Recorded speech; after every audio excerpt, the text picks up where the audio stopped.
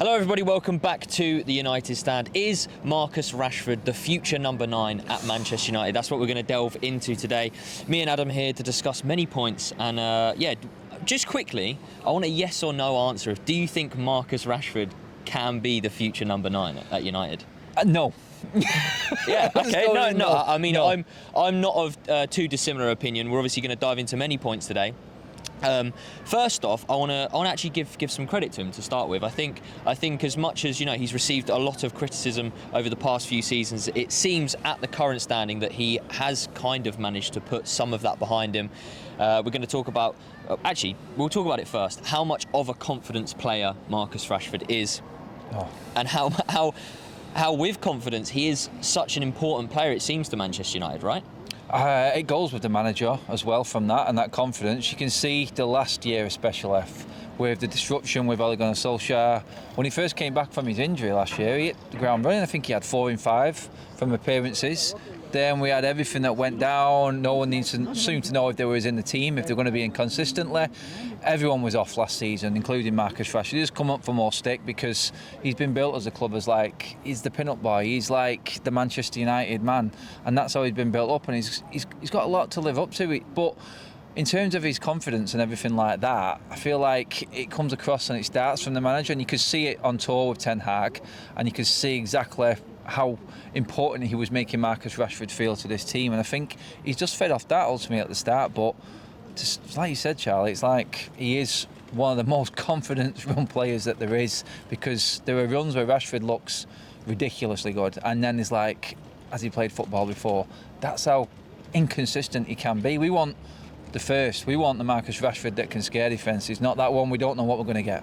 I feel like a confident Marcus Rashford is a scary player to come up against, and I feel like the likes of the high line is used so often in football nowadays from obviously the better teams, the City, Liverpool, even hopefully United are going to implement into their kind of style of play. And I think Rashford, as I say, is one of those scary players that when you are playing a high line, it's so easy to, especially when you have such a good midfield pairing of Bruno and Eriksen who can find those balls in behind. He's obviously, the work rate that he shows on the pitch, he might make the same run 10 times and it might not happen 9 times out of 10, but that he's going to keep making that run into the box or in behind the defence, and I think it is a vital thing in his game. And I want to touch on, obviously he's the joint top goal scorer at Man United at the minute, joint top assister as well, and actually has the most goal contributions. Yeah, I mean, he says it all there. Stats are what he sort of backs his game up with. It's like you can say, what do you want from a number 9? Everyone's raving about what Haaland does on the pitch, and let's get this straight, there is zero comparison here from the get-go with Haaland, but the average touches of the man, his contributions to the game, what do you want from a number 9? You want him to score goals, you want him to make them assists, you want him in the key moments in the game, like what Roy Keane says, where it matters. It's the hardest job in football, putting the ball in the back of the net. So if your stats are good, then you sort of back up your position being in that team, because the number 9 can be a lonely place, and as long as you're putting the ball in the back of the net, no one's bothered, mate. If he scores the goal and his name's up in lights in Old Trafford, the fans are happy. If you want to dissect his game from there and say he's not contributing to the team from that, then that's your problem and probably your agenda against the player. But at the end of the day, number 9's there for goals, mate. This is the thing, right? Everybody will forget the performance. When Haaland had 10 touches in the game and scored a goal, or scored however many he scores, the performance is all forgotten. It is, if you get that goal that contributes to winning the game, then it is kind of all that matters. And that is obviously what he's doing at the minute. And I think the broad question is, can he be the future of that number 9 position? I think it's been something that's kind of overlude his head or something. Basically it's something since he's come in that people have been asking, is he going to be that number 9? I don't think he can be the kind of standout guy, in my opinion. I don't think he can be that Van Persie, that Van Nistelrooy or something. Do you reckon he could do it as a 2? I'm not sure. I mean, a 2 up front is very rarely used in formations nowadays, but I mean, it's something that maybe Ten Hag is looking at in the future. With Martial being out through injury, it's maybe something that when he is back, that it's a formation maybe used to utilise the obviously breaking through the low block formations, and it's something that I want to go on to next and kind of segue it from there. Is obviously Marcus Rashford is great at getting in behind the defence, but what's your opinion on the improvement that he needs to bring to his games against the likes of Southampton, the Leicester, where they do play a lower block type of system, and he doesn't get that much joy in behind.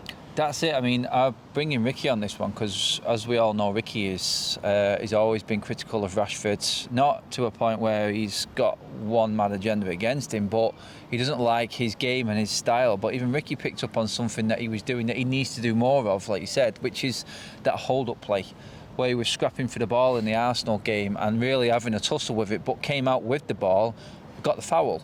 That's a big part of that centre-forward game. There needs to be that out ball. So there's going to be times when we say play Liverpool, when we play City, when they're coming forward, that we've got that runner, we've got Rashford. It's a bit easier, but in the same game, you may be trying to avoid that press, that high press at the back, and with De Gea and his limitations and what our defence has been like and susceptible through all of last season, you play the long ball, you play it more direct. You then need that forward to hold that ball at least, to give the respite to the back. Because it's all right being direct, but if it's coming back and back and back, you're going to add pressure to the defence. He needs that hold-up game. His strength work, I think, is what I can see Ten Hag working on. Because like that, the Arsenal game, the hold-up play, it was different. He needs to be able to use his body more and bring other players into play. It's not all about the individual Marcus Rashford over the top. Yeah, there's your pace. We know what he's about.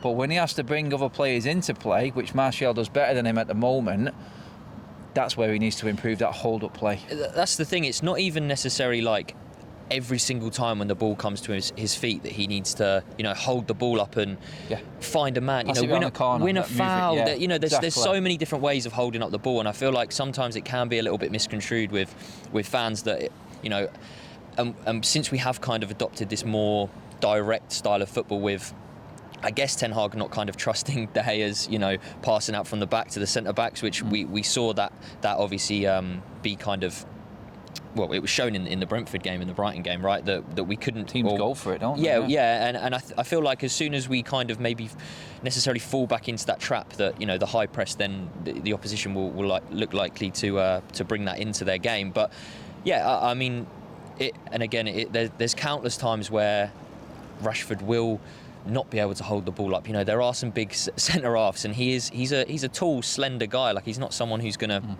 be able to come up against these types of players. But and this is the thing which frustrates me a little bit with him almost, is that I back him in a one-on-one situation against anyone.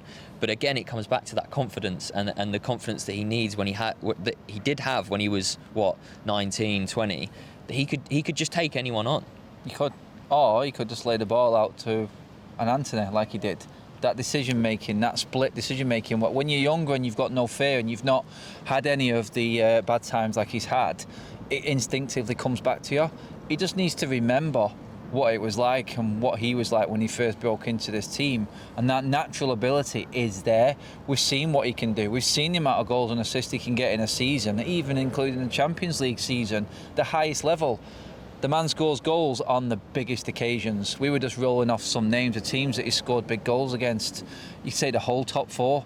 He loves playing against Arsenal. He's always got a goal against Chelsea, City, Liverpool. Continuously always performed. Let's not forget the pressure he was under a few years ago in the knockout stages of the Champions League with a penalty against PSG. Yeah. He's got that there. It's in him. He just needs to rediscover that. And like you said, there is no one more frightening in a direct approach to an attack than Marcus Rashford. He can take, and he will give nightmares to many defenders. Well, yeah, just to name a few, as we were talking off camera, Trent and Virgil van Dijk are ones that they seem to almost... And look, Virgil van Dijk has been probably the best defender in the world, for the past couple of years. But he's obviously showing maybe a drop off in form or something. But you can tell, especially in that Liverpool game, that they were very wary of, and that's one thing that you can't show Marcus Rashford, because he will exploit the weaknesses in their game, should I say? But give him an inch, he'll take a yard, mate. Yeah, I do want to kind of allude to kind of why we've seen him maybe be selected over Ronaldo as well, and the fact of that higher press that Ten Hag wants to bring in, and obviously, going off the team sheet, that Ten Hag is thinking that Rashford can do and implement a better pressing style than Ronaldo. Do you think that when Martial is fit and gets back, do you think that it's just an automatic Martial goes in and then maybe Rashford goes out to the left, or obviously it's then further rotated? I would have said yes, definitely, if Anthony didn't come in.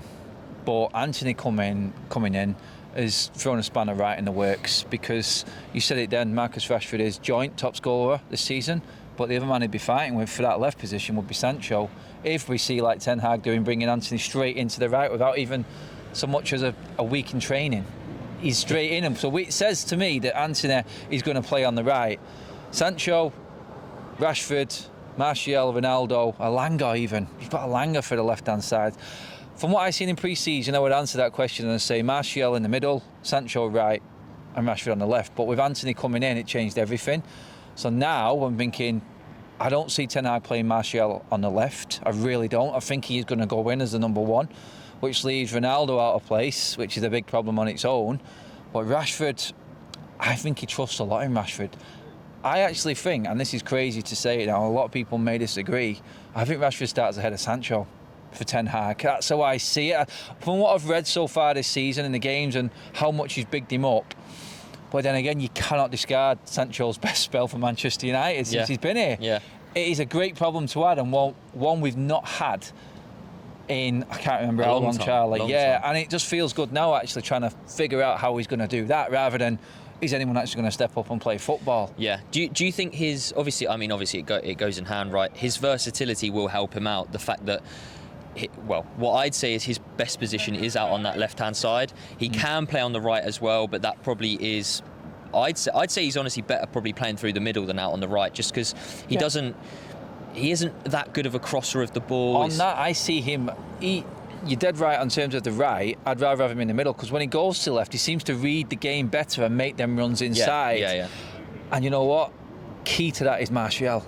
That combination is something that we've not seen for years, and I'll still argue to this day, anyone who says that Marcus Rashford and Martial's link up is just a myth, it's there to see. Their best spells have been when they've been both playing in the same team. They're probably the one link up that we've had that, and they've got an understanding. But Rashford off the left seems to score all his goals from the centre when he's off the left. Yeah. And that's what you're getting, because Ten Hag loves his inverted wingers. He likes them to come in the opposite foot and shoot. He likes that extra option, like you said, the versatility, and I think that's where Rashford, I think, pips Sancho. I can't believe I'm saying it, but I just see Ten Hag picking him over him. Yeah, I mean, as you say, it's obviously the headache that he wants, right? He doesn't want to look at the team sheet and go, right, I know who my front three are going to be week in, week out. You want the wealth of options and the kind of good options, not just the fact of who's getting a game this week. But it'll obviously be great to hear your guys' opinions in the comments down below as well about whether you think Marcus Rashford can be Manchester United's future number 9 or just standout number 9 moving forward. Obviously, it seems like we're looking to kind of invest in the January transfer window. I don't think that's going to happen. I don't see us spending, whether it's maybe a squad depth option. I don't know. I don't see it being like a marquee kind of number 9 signing. But again, it'd be great to hear your guys' comments. That will be the end of the video, and I hope you enjoyed it. We'll see you in the next topical debate.